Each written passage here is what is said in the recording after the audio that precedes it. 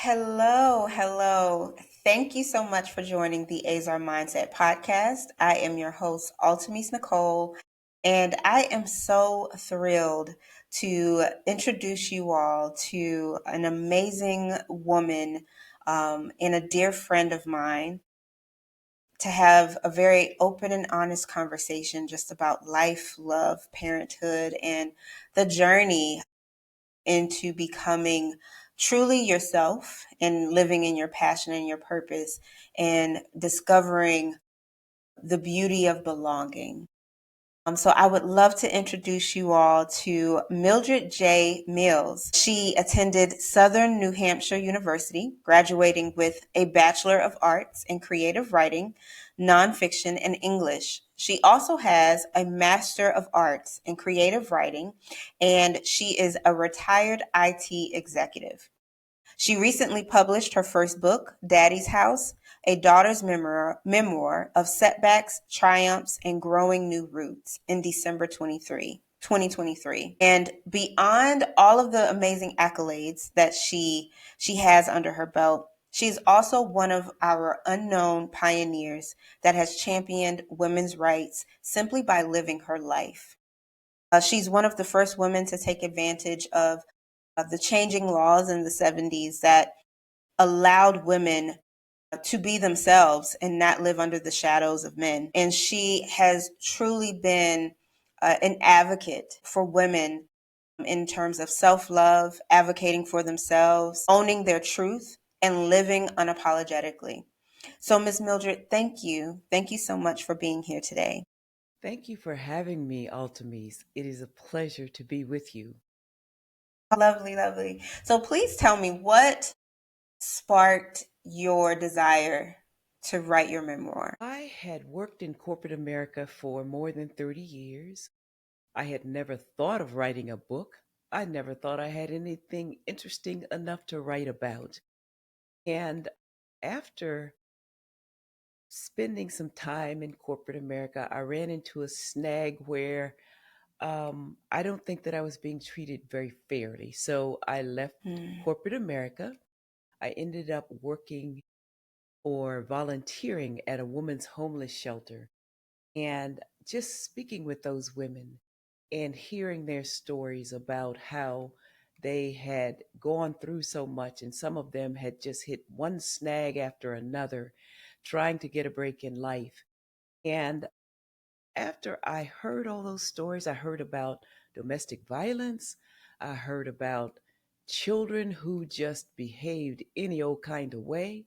I heard about loving children. I pretty much heard from women who wanted to be the best that they could be, but life just kept throwing them curveballs. And after I heard all those stories, I thought about my mother and I thought about her having lived in a life where she gave birth to 17 children. Mm. And I am third of those 17 children. Had a very close relationship with my mother. And after hearing all those stories from those women, I wanted to hear my mother's story.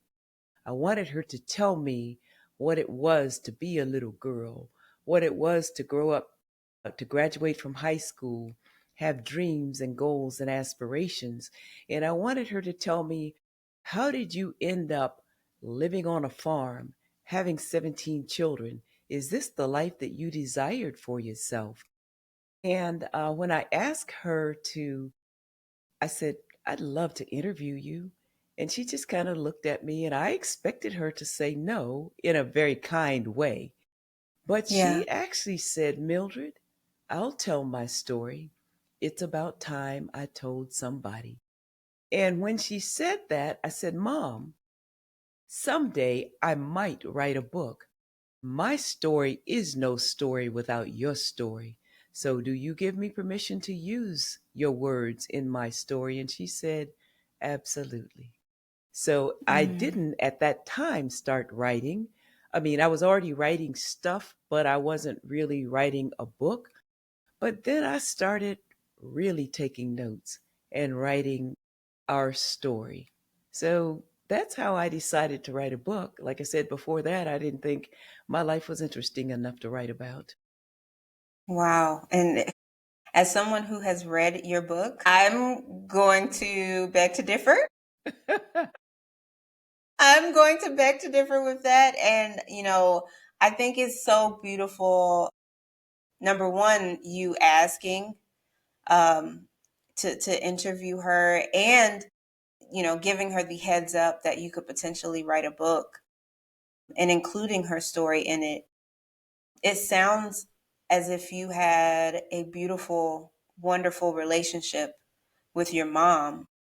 I did. Share with me, like, was that something you always had with her, or did you grow into that relationship with your mom? Well, of course, the mature relationship that we had as women, when we grew into that. But as a child, I don't know why I felt protective of my mother. I remember when she and I sat down and had that conversation. I was 55 years old, and she said, "Do you remember when you were a little girl in elementary school? You guys would go off to catch the bus, the school bus, and you would come back, and sometimes there you were knocking on the front door minutes after you should have been on that school bus."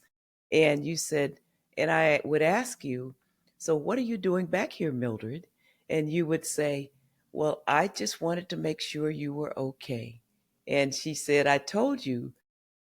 She said, and at that time she told me, "I'm just fine. But tomorrow you're going to get on that school bus and you're going to stay on the school bus." But that just brought back to memory some of the times that I thought she was sick. And I said, "I Mm, thought you were sick, Mom." She said, "I was never sick." She said, "But after each of my children was born, I took, I think she said 2 weeks, and she mm, stayed in bed, to recover mm. from that." And so Yeah, I'm a little girl. I don't know anything about where that baby came from or yeah. or why she's in bed, So I thought my mom was sick because, during those times she would have me go get pots and pans or whatever, and she would have me. I was cooking. I'm this little girl, but she'd say, "Go bring me this pot, go bring me this stuff." And she would tell me how much seasoning and stuff to put on it, then go put it on the stove and cook a meal. So, hey, that's the Oh relationship my with gosh. me and my mom. And what I didn't say to you is that I am her namesake. I am Mildred Jean after my mother, Mildred Jean. That is beautiful. And you said you're the third of 17? I am the third of 17 and the second oldest daughter. Wow. Oh my gosh. How was it growing up with 17 siblings? Like, how was that for you? Well, the interesting thing is, well, I had 16 siblings, but the interesting thing is, one child died as a baby, and I never ever lived in the house with my baby sister. She was born, I left home in June of 1969, and my baby sister was born in July of 1969. But it was really interesting and amazing growing up in a house with all those children. I never really had close friends growing up because, first of all, we lived way out. We lived out on a farm. We lived in a rural area, and my sister Rachel was my best friend, growing up.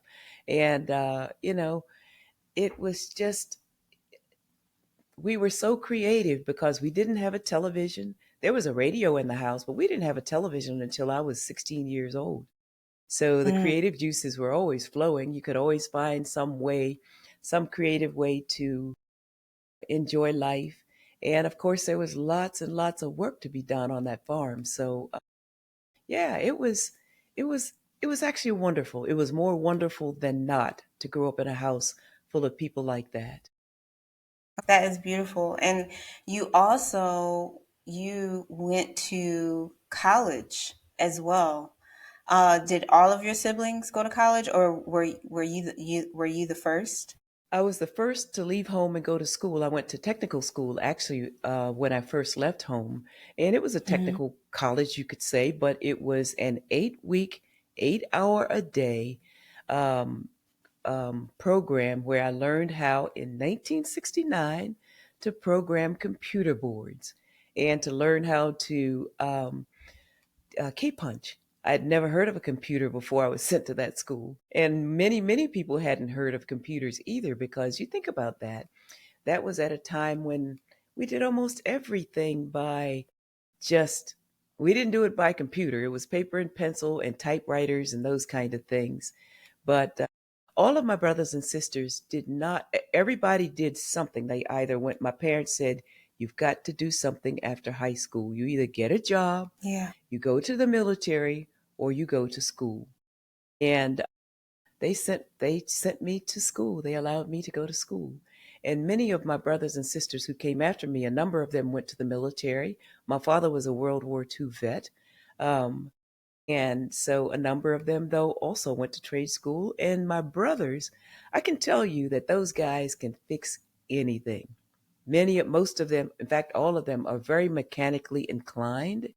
And some went to school, some didn't. But nevertheless, we're all self-sufficient, take care of ourselves. And my parents raised 16 adults to adulthood. So, in hearing you say you went to like a technical college for computer science at the time, I can only imagine during that era what it was like to be in the classroom. Were you the only Black person and or Black woman in the class? No, interestingly enough, in that class, like I said, they were teaching you to either be a key punch operator, or you could be a Yeah. key punch operator and learn how to program those computer boards. And most of the women there were other women, and there were other Black women. And I don't know that there was not a Black man in that class. All of the men that were in my class were white men, and they all, even though Mm. we all learned to key punch, they were focusing people on those guys on learning to program those computer boards. But I learned how to program those as well, and earned an awesome living in that field, in the IT field. It was called data processing back then. But I was not going to just be a key punch operator. That was the entry level to IT, or data processing, back Yes. then. But so um, I know how to start at the entry level and move on up. Oh my goodness. And I think, now there's such a heavy push for women in tech, Yes, and especially Black women in tech. And that's essentially, what your corporate career was built on. Tell me, absolutely. how did you navigate growing in your career? Um, were there any lessons that you would like to share that you learned along the way? Absolutely. The lesson that I learned growing into my career, like I said, I started out as a key punch operator, and there were only women in that job. And Mm. I started out at Ohio State University in Columbus, Ohio. And about a year later, I moved to Dayton, Ohio.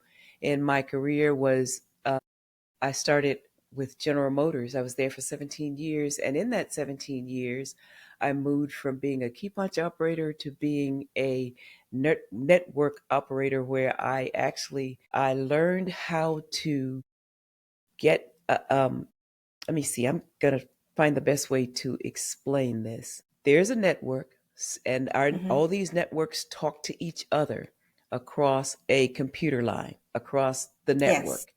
And I was a troubleshooter, because I was told that I was, first of all, really, I pay attention to details, very detail Yes. oriented. And if there is a problem, I will solve that problem. I mean, and I go just, but anyway, and I was also the first person at General Motors to be put into this program called Salaried Employee in Training. I was targeted to learn the ropes from the bottom up and go into corporate America's corporate headquarters in a leadership role. But the lesson that I learned in working in corporate America, especially at General Motors, was that hard work really pays off. And I remember there was a guy that I worked with who said that I had taken a job from a man because I was working in the Mm, data center and there wasn't another woman working in there at that time. And I said, "Well, I have a family." He said, "But men should support their families, and women," at the time I was divorced, he said, "If you need to yeah, take care of your family, you should go on welfare." And I said, "Well, why don't you go on welfare?" And of course, I just, I didn't make a fuss about it. I just continued to yeah. do my thing.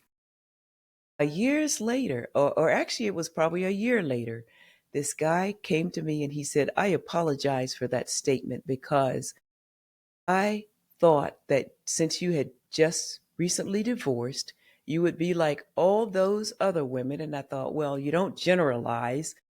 All those other women who suddenly find so many reasons not to come to work because they're divorced. He said, "But not only did you carry your weight, you carried a lot of us." And I said, "No worries. Apology accepted." I don't know that I've ever taken a job from another man. I don't think you're taking a job from a woman, that kind of thing. But what I also learned is that if you come to work every day and bring your best, the support system around you just grows. And I still have some of those men that I worked with in that mostly male dominant place are still people that I can reach back to and say hello. And they Mm, still remember me as that young girl. And I was 20 at the time, that young girl who came through there as a young person and just made her way through corporate America one job at a time, one promotion at a time. that is wonderful. That is wonderful. My time in corporate, I don't know, it was very interesting. I recently shared a reel, like it was very interesting, and you don't realize the trauma attached until you're out, quite honestly. Um, Absolutely. I didn't realize a lot of things until I was laid off and I went on my own and I had these coping mechanisms and behaviors and I was like, where is this coming from? And I was like, where is this coming from? And I had a client that was rebranding their website and they did research on, different focus groups in corporate America and they did research on being Black in corporate America. And I had to read that report. And it was just, I remember weeping while reading that report because so many things in that report I identified with. Oh, And I wow. recently shared a reel where it was, two African American anchors. And before they went live, one of the anchors started singing a hip hop song, and the other anchor joined in and they were so close to time to go live and you could literally see them code switch. You could literally see them go from ha ha ha ha and it just went away and it was like, hi, you're here with blah blah blah blah blah, like, and I'm like, yes, code switching. Absolutely. I identify. Have you had situations in your time in corporate America where you had to code switch or you had to kind of silence yourself in that moment to get through? And if not, how did you navigate maintaining being true to yourself in an environment that sometimes shuns the authenticity of who you are? I can honestly say that when I worked for General Motors, I'd never found myself in a position where I needed to code switch. I really, really felt that I had the support of that corporation. And there was one incident where a man grabbed my bottom while I was Mm, teaching a class. And I turned around and I did not slap his face, but I wanted to. But I said, "If you ever touch me again, I will slap your face." So I immediately walked off that stage and went to my manager and told him what occurred. This guy pulled that person in, and I know that he was reprimanded And I was told exactly how they handled that. And so I felt protected. I really did feel protected in that environment. And at General Motors, they really didn't play. They did not. Yeah. I mean, that was my experience. But of course, I left General Motors, and there was a time when I've never really felt like I needed to code switch so much because I am naturally a loner. So Mm. I'm not usually having these conversations with other people, et cetera, et cetera. But there was a time when I felt like I was under attack, and that's when I actually left corporate America, and I felt didn't feel like I was protected at all. Not that I just wanted to be allowed to do my job. I wanted to be allowed to be myself and not, and I felt that I was being attacked because of my race. Of course, I did bring that to the attention of my management, but that's the last thing I'll do. I mean, I'll first of all take a look at myself and think, okay, is there something that you could have done differently? Is there Yes. some way that you could handle this without thinking about it as racially motivated? And I tried every trick in the book, every trick that I knew to try to get beyond that. And I finally saw it for what it was. And I ended up suing my employer for race discrimination because I thought that they were throwing me under the bus and protecting these other folks. So, no, I've never felt like I needed to do any switching, but I've certainly felt that I needed to behave in a manner that I never thought I would have to. My parents taught Yeah. us to get along with everyone. And I actually have many friends that are not Black people. I have and I really do call them friends. And we call each other out on our stuff, whatever that stuff is. If they Yeah. say something that I said, okay, well, think about what you just said. And do you really think you mean that or what? And they'll call me out on my Yeah. stuff. So Yeah. I think that living in a diverse world is a beautiful thing, whether it's racially diverse, whether it's age diversity, whether it's male and female, all those kind of things. I love diverse opinions. I love diverse experiences, and it helps me to grow. And I love talking to my grandchildren who some of them are now adults. And I love talking to a person like yourself because first of all, it helps me to remain youthful, and it helps me to keep those brain cells going, and it helps me to understand people who are not my age because if I only associated with people that are my age, I fear that I might become staid, STAID, just kind of Yeah. stuck someplace, and I don't want to be stuck someplace. And I'm not saying that everyone who is in my age category is still bringing an awful lot to the table, because there are some women who are really bringing it at my age and older. And I think, Yes. oh my God, I just have so many good reasons to get up every day and go do the thing that makes me happy, brings me joy, and bring other people joy. That. And there's something in that you mentioned that I want to touch on a little bit, and it's around friendship and being able to have those honest, real conversations with your friends. Where did the root of how you approach friendship and how you nurture and build relationships? What's the root of that for you? The root of that is I told my mom, I said, Mom, it's in the eyes. You take a look Mm. at somebody's eyes, and I just have to have honesty around me. I don't want you to be dishonest with me. I don't care what the truth is. And I said, I'll never forget saying to my husband when I first met him, I said, I can deal with the truth, whatever it is.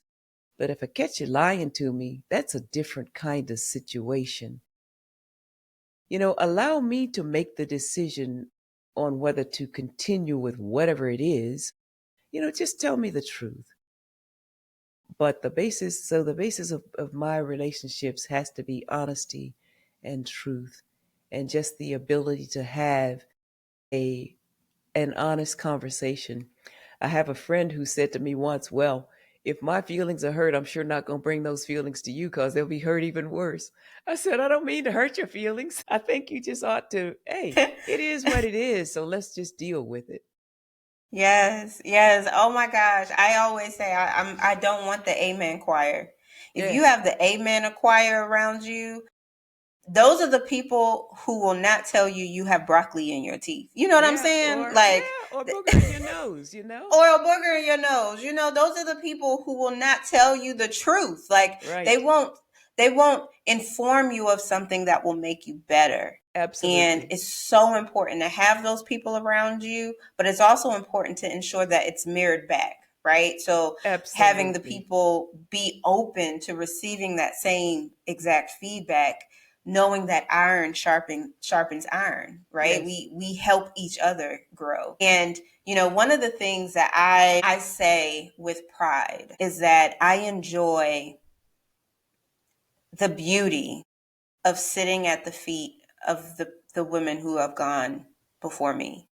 I think there Wow. is such wisdom, there is a richness in the love when you are vulnerable enough as a woman to allow yourself to grow from, not from just your own experiences, but having someone in your life who's gone before you, who's been there, done that, probably can write a book about it, right, Miss Oh, yeah. Mildred? Like, Probably they, has written a write book a book about it. about it. Exactly, exactly. And can tell you before you get on that path, hey, let me help you through. Let me help guide you through this. So I would love to know, who are the women that you have sat under their feet in Well, learning? the first woman whose feet I sat under or at is my mother. And Mm, then I love people like Maya Angelou. I love Cicely Tyson. These old women and Sojourner Truth. Oh my mm, God, those women. Women yeah, who have just put us on their backs and carried us and never ever said, look what I'm doing for you, or I want you to do this for me because I did that for you. Uh, you yeah, know, and like I said, my mom comes first. She comes yeah, absolutely first because I was in the room with her so often as she carried that weight. And then as she carried that weight after I left home, and she's still raising her children. And she, like so many other mothers, go to bed at night praying that her children are okay, wake up in the morning praying that her children will be okay, and especially her sons. And she prayed just as fervently for her daughters because she said, I want my daughters to have something for themselves. Don't be like me, depending on someone to hand you everything. And so while my mom might not have had a job outside of that house, she had one of the most important jobs of anybody because they successfully raised all those children without any major mishaps or any major trouble from the yeah. kids. So, yeah, those are the women whose feet I sit at. That's beautiful. That's absolutely beautiful. And if there is a woman listening to this podcast that may not have the best relationship with her mom, right? And into adulthood, possibly raising her own children, sons and or daughters, right? Hmm. What advice would you give her when it comes to the mother-daughter relationship? Well, I can talk about my own mother daughter relationship some, and I won't go into any great details or any I won't go in depth, but I really do wish and hope that before I leave this earth, my daughter and I will have we don't have to have the relationship that my mother and I had because every mother daughter or every relationship is different. But I want us to have a better relationship, a closer relationship where I think that we can be honest with each other and that I think there's some hurt and some pain that we need to get over. And I think that I, as the mother, owe it to my daughter to have that conversation. So I am just one who thinks that having a conversation so often is what can bring two people together. But you can't have that conversation unless you're willing to, first of all, hear what's coming from the other side and then deliver a message that is not hurtful, that is not painful. It may be hurtful, but not meant to be hurtful, but is not mean spirited. So that's my advice. And I can tell you that I have a podcast that dropped today, and that's a relationship with my son. So, Mm, and it was interesting having that conversation as he revealed to me things that he saw and believed as a child growing up about his mother, and then things that he realized as an adult man seeing me as a person. So I won't say any more about that either, but it's just wonderful. I think about myself growing up as a girl and seeing my mother, not really knowing her as a person, just seeing her as my mom. And then growing, I remember after I had my child, how our conversations changed. mhm, This woman knows something about having had children. Let me ask her a question or two. And it wasn't one of those conversations that you could have as honest as I can have with my children, but she could certainly tell you a thing or two, and she was always kind in her answers. And the thing that I loved about my mom was she she followed her own advice. She always said think twice and speak once. And so, mm, whatever question I asked her, I know that she had thought about it. She never just flipped off and started speaking. She often said, and then she began to speak. mm. That's beautiful. That's wonderful. And I think too, one of the things that I've learned with my relationship with my mom is that time reveals just how human our parents really are. Yes. And I think when we're children, we see them at a different level, right? We're on a completely different level than them. So sometimes our parents are put on a pedestal, and other times they are put on a cross, Yes. depending upon what our life experiences were.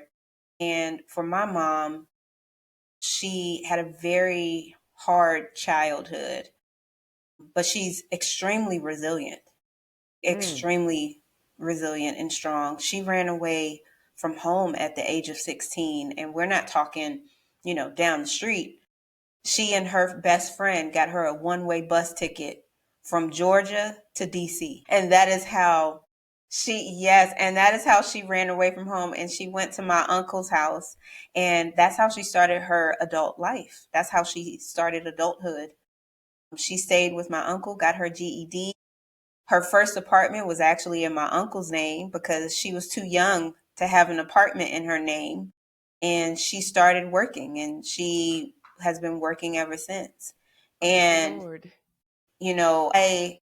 as a child, right, I'm a little more sensitive in nature than my mom. And she would be the first to be like, girl, you like a bucket of water. You cry over everything. And I'm like, you're so mean. Like, I didn't understand. And as I got older, I realized that because of her experiences, Mm-hmm. she she literally gave me the best that she had with what she had.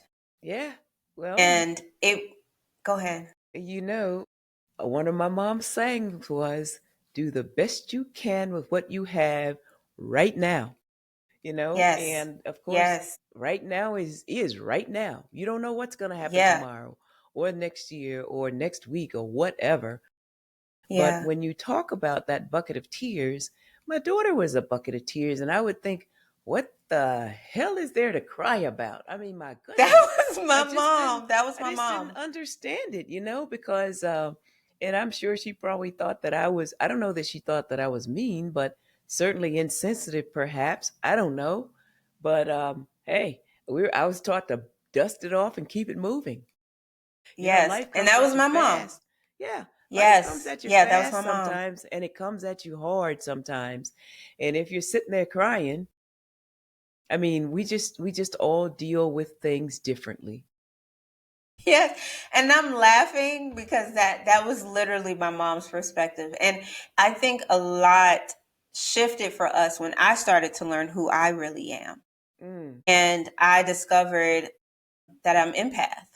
So I feel not only my stuff, but Miss Mildred, if you tell me a story, I will feel the emotion behind the story and I will cry for you. I would be the one to be like, I would be like, oh my God. And the person who actually went through it is like, are you okay? I'm just feeling what you felt. And they're like, well, I didn't even cry. Girl, that's why I'm crying. Like, My and gosh. when I learned that, I realized that it's connected to my gift because Mm. my gift is associated with connecting in relationships. And My by God. doing that, I said, "Oh, okay, okay. So my mom and I really are different in that capacity. That is not a gift that she has. She does not have Well, that gift. My mama can, if something happens, she'd be like, "Well, I guess that's it. It is what it is," and she will find a way.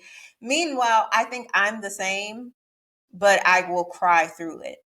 So as I am saying, okay, this is what it is, I will be shedding my tears, feeling my feels, all of the things that my mom, whether she has the capacity to do it or not, she doesn't. well, and She is neither able do to I. navigate through it. And once I identified that, I realized, okay, my mom and I are different. We are different for very specific reasons. However, she instilled in me the resilience that she had. Well, that's wonderful. I have a dear friend who cries at the drop of a hat also. And Yeah. I said, "What are you crying for?" She said, "Well, that person hurt my feelings." I said, "Well, hurt their feelings back or ignore them, but don't just cry about it.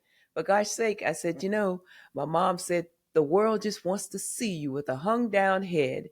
And I said, Mm. "I'm not going to allow that." So, but Mm. I of course have come to understand my friend. She's a Yeah. crier and she can cry at the drop. I thought, where did all those tears come from? So Yeah. you did just have this little bucket sitting behind your Somebody gotta eyelids? feel it. Somebody gotta let them out. It gotta be somebody. And I remember at one point I used to hate that about myself. I would be like, why do I cry? I would get angry when I would cry. And I remember there was one of the women that I sat at her feet. She said, tears have prayers without words. Wow, So that she said, is let your tears fall. She said, because although you don't have the words to say at the moment, God knows. And He knows that the is interpretation of those tears.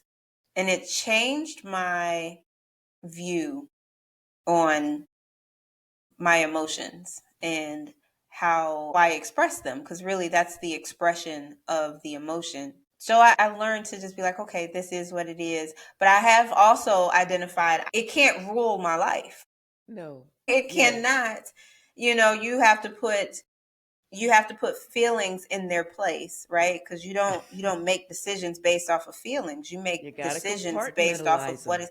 Yeah, Yes, you got to yeah, make sure that you understand, yes, you have feelings and they are valid, but they should not be the dictator of your movements, right? absolutely. I agree They with have that. their place. They They have their do. place. I think back to a time I know that I must have been in my mid 20s, and my uncle passed. I might have been in my late 20s, but I think I was in my 20s. And I had an uncle, my father's brother, who passed, and I went to his funeral. And we were standing in that line where you line up to go inside the church. And my mom whips out some tissues and she hands them to me. And I look at her and I said, "So what's that for?" And she just looked at me because she knows her daughter. She has told me more than once, "After all, you are your father's child." But anyway, I said, "Mom, I don't sweat. and I don't cry, so I don't need the tissue. And she just looked at me, and I thought, wasn't that kind of harsh of me to say that to her? And I said it just about in that tone. And I didn't mean Yeah. it. I didn't mean it in that way. And see, she's sensitive. She said, "Ooh, I just cried so many tears. I didn't think I had no more tears to cry." And I thought to myself, that's probably why I don't cry, because oh my gosh, I just see you sitting there crying, and nothing happens as a result of that crying. You just get hurt, you get your feelings hurt, and you keep crying. And I'd be daggone if I'm gonna cry like that. So you mentioned your dad. So how, in your perspective of life, in the essence of who you are, how has your dad been a part of shaping that for you? Well, the influence my dad had on me is so deep because, first of all, I loved so much about this guy. He was stoic. He Mm, was, he could walk into a room and demand immediate respect, not because he asked for it, but just because he showed up, and you look and you think, this is a man that, first of all, I'm not going to cross him. And he never looked mean or anything. He just, and I, and his influence on me was I saw him manage things in Jim Crow's South in the 50s and in the 60s that I didn't know if other black folks, I didn't see any other people like him. yeah. But I know that people called him when they got into trouble. His sister's sons got into trouble. Other people in the community got into trouble, or not even if they didn't get into trouble, if they just wanted some advice on how to handle a situation. My father was a guy who um he thought, my mom always thought twice and spoke once. He thought twice and he spoke his mind. I don't care whatever came Mm, up came out. And sometimes he said some pretty shocking things. And I won't repeat a couple of them because I thought, oh my gosh, do you really feel that way? Well, I will. He spoke about a race of people. He said, if they don't die and go to hell, there is no hell. I said, mm. Daddy, you don't mean, are you kidding? He said, yeah, I mean it.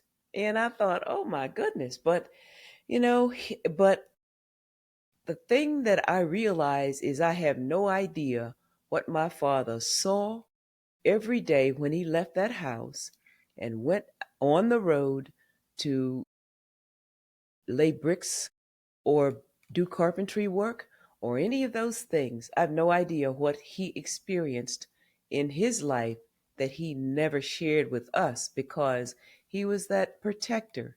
He was a protector of his family in so many ways. So I learned that from him. And he shaped me as a little girl at a very young age because he put me to work. I'm 5 or 6 years old. He gives me a pen and pad and makes me a bookkeeper because he has this milk route where he sells food or produce from the farm, eggs, milk, and stuff. And Wow. he Entrepreneur. said, "You're going to be my bookkeeper," and I'm his bookkeeper. So he Yeah. taught me without ever saying the words. And I'm sure people might get sick of hearing me say this occasionally, but I don't care. He taught me without ever saying the words that you, my daughter, can be anything or anybody that you want to be. He didn't tell me that I was a girl. He didn't show me that I was a girl by saying, this is girls' work and this is boys' work. He showed me that Mm, you're going to do all this work. I don't care what sex you are, young lady, even though the yeah. boys never had to do any of the work inside the house. So Wow. he treated me differently. He treated Yeah. his girls differently. So hey, that's who Wow. my father is to me. So he was not only did he serve this country, but he was also an entrepreneur within his own right during Oh, that time. he was an entrepreneur. Period. My mom and dad bought a farm in 1950 when mom was pregnant with me. Mom said, and he did too, that it was a wilderness. It was not a farm at the time, but he turned a wilderness into a farm.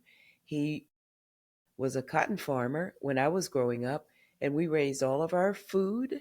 We didn't raise rice or salt or pepper, those kind of things, but all of our vegetables, meat, all that stuff. Yeah, he was definitely an entrepreneur. So, you know, he sold some when I was very young, but as the family grew, yeah, you really couldn't go selling anything because you needed it all for your own family. Yeah. Oh my goodness. That's absolutely amazing. I just, am in awe of you after reading your book. And please, if you just want to be inspired in every sense of the word, please go get Miss Mildred's book, Daddy's House, A Daughter's Memoir of Setbacks, Triumphs, and Growing New Roots. And It actually, is uh, phenomenal.